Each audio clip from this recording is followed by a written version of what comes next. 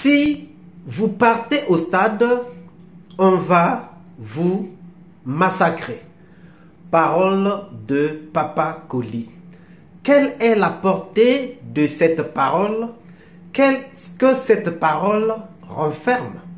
C'est de ça que nous parlons dans cette vidéo. Suivez.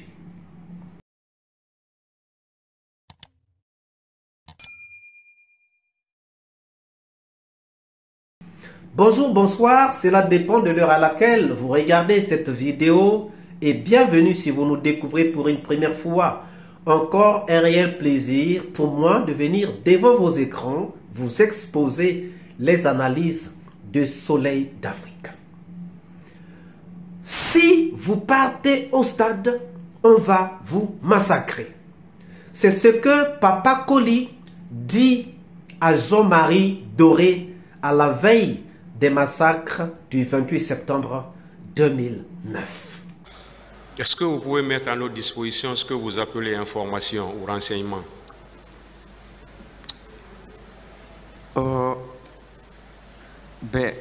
Ce que je sais, c'est que j'ai reçu, comme je le disais tantôt, sur les antennes de la radio Planète FM, feu honorable Jean-Marie Doré, qui m'a dit que, et c'était sur les antennes, malheureusement, les archives n'existent plus puisque la radio a été vendue à mon absence, elle a été saccagée lorsqu'on a voulu m'arrêter le 17 novembre.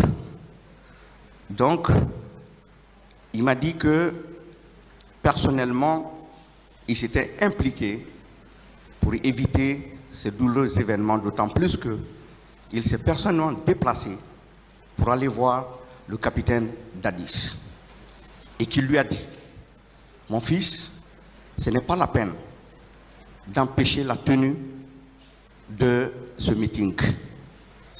À travers ce meeting, vous pouvez rentrer dans l'histoire si vous ne le réprimez pas.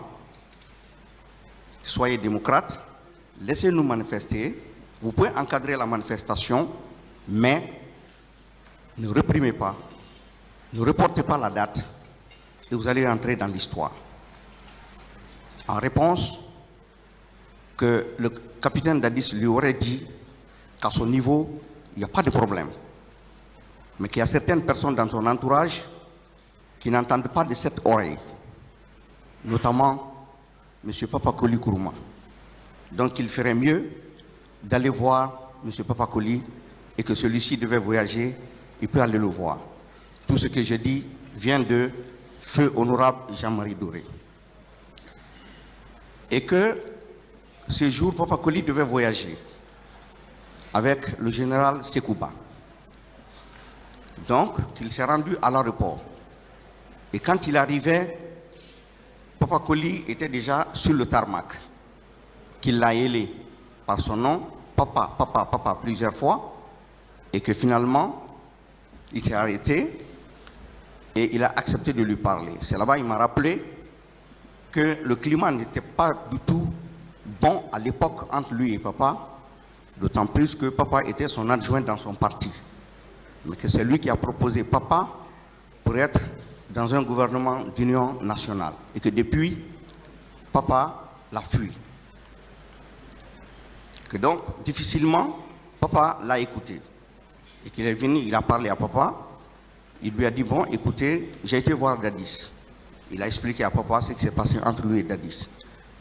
Que papa lui a répondu: si vous sortez, on va vous massacrer. Donc, qui lui a dit: de toute façon, ce n'était pas la bonne manière, papa.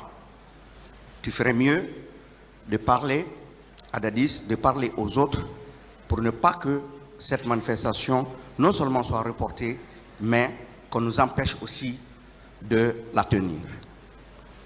Qu'il est parti et que, de toute façon, le vin était versé, il fallait boire.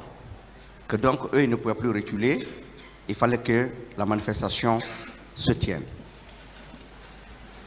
Donc, que pour lui, la réquisition, parce que l'armée ne pourra pas être déployée sans réquisition, que selon les informations à sa disposition, c'est le général Toto qui a signé la réquisition pour que l'armée soit déployée. Et que selon ces informations, après qu'il ait parlé avec papa, que celui-ci aurait appelé le colonel Kebro pour lui dire, s'ils sortent, vous les massacrez.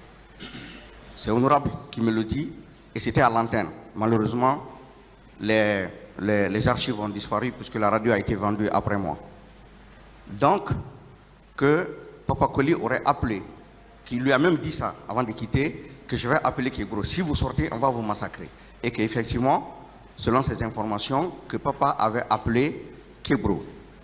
Que donc pour lui, papa est l'un des responsables de ce massacre.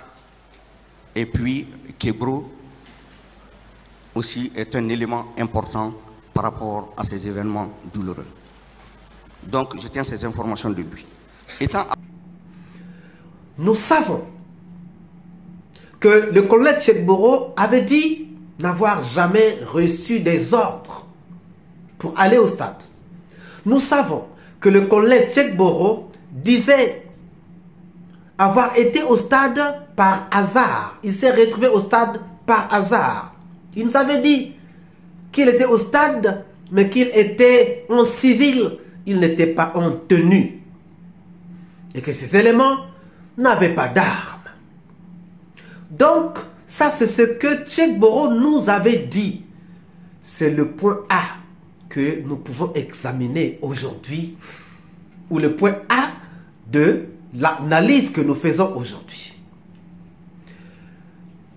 Au point B, nous passons au témoignage de Mondian Sidibé, journaliste, qui relate ce que Jean-Marie Doré lui avait dit. Lorsqu'il reçoit Jean-Marie Doré sur les antennes, Jean-Marie Doré dit qu'il s'était réellement investi pour empêcher que ce massacre ait lieu. Il s'était investi pour convaincre Dadis du mal fondé d'empêcher donc le meeting du 28 septembre 2009. Sauf que Dadis Camara, qui reçoit Jean-Marie Doré, Jean-Marie Doré dit à Dadis Camara, ça ne sert à rien de pouvoir empêcher la manifestation, laisse la manifestation, comme ça tu vas rentrer dans la cour des grands, tu vas rentrer dans l'histoire, parce que on aura donc vu un putschiste ou un régime militaire qui permet quand même les meetings de l'opposition civile. Et Dadis va lui dire, en tout cas, pour moi, il n'y a pas de problème. À mon niveau, il n'y a pas de problème. Mais il y a dans mon entourage des gens qui n'entendent pas cela de la même oreille. Donc Dadis dit que pour moi, il n'y a pas de souci. Moi, je peux vous laisser manifester. Mais autour de moi, il y a des gens qui ne veulent pas vous laisser manifester. Et c'est là où nous allons commencer à nous poser des questions. Mais avant qu'on se pose ces questions, comprenons déjà ce que quelqu'un avait dit comme témoin à la barre, que dans le CNDD, il y avait des faucons et des colombes. Des colombes sont des gens qui comprennent, mais des faucons sont des gens qui ne fléchissent pas. C'est-à-dire, lorsqu'ils ont dit c'est oui, c'est oui. Lorsqu'ils ont dit c'est non, c'est non. Lorsqu'ils ont dit qu'il y aura manifestation, il y aura manifestation. Lorsqu'ils ont dit il n'y aura pas manifestation, il n'y a rien à négocier. Donc c'est sûr et certain que Papa Koli devait être parmi ces faucons. Parce que Dadis va dire que dans mon entourage, il y a des gens qui n'entendent pas cela de la même oreille. Parmi ces gens, il y a Papa Koli. Il faut donc aller discuter avec Papa Koli. Il faut aller parler à Papa Koli. Chers amis, bien qu'on puisse comprendre qu'il y a des faucons et qu'il y a des colombes, on comprend aussi une chose. La chose, c'est que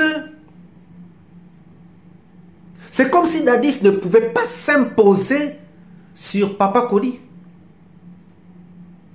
Parce que Dadis, en tant que chef de la junte, c'est lui qui avait l'idéologie. C'est lui, normalement, qui devait s'imposer. Et c'est lui qui pouvait avoir le dernier mot. Ça pouvait passer chez lui, même lorsqu'il n'était pas d'accord, même lorsque tout le monde n'était pas d'accord avec lui. Il pouvait prendre une décision que tout le monde allait respecter. Pourquoi? Parce que c'est lui le chef de la junte. Mais dire à Jean-Marie Doré d'aller négocier avec Papa Coly, moi je pense que là, il y a un problème. Pourquoi Dadis Camara n'avait-il pas lui-même en tant que patron de Papa Coly appelé Papa Coly pour lui dire « Moi j'autorise la manifestation ». Point d'interrogation.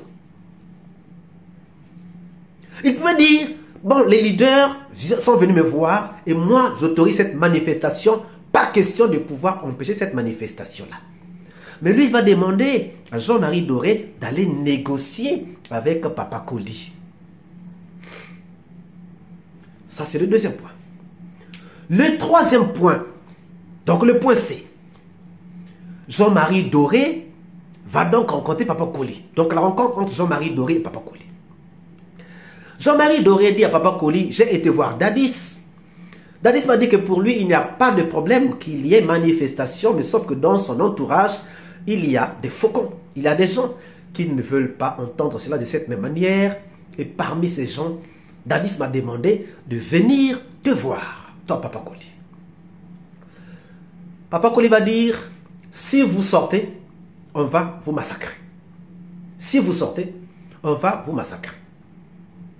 Et après, il va dire finalement, je vais appeler Tchekboro. Et il va aussi appeler Tchekboro, d'après les témoignages de Mandian Sidibé.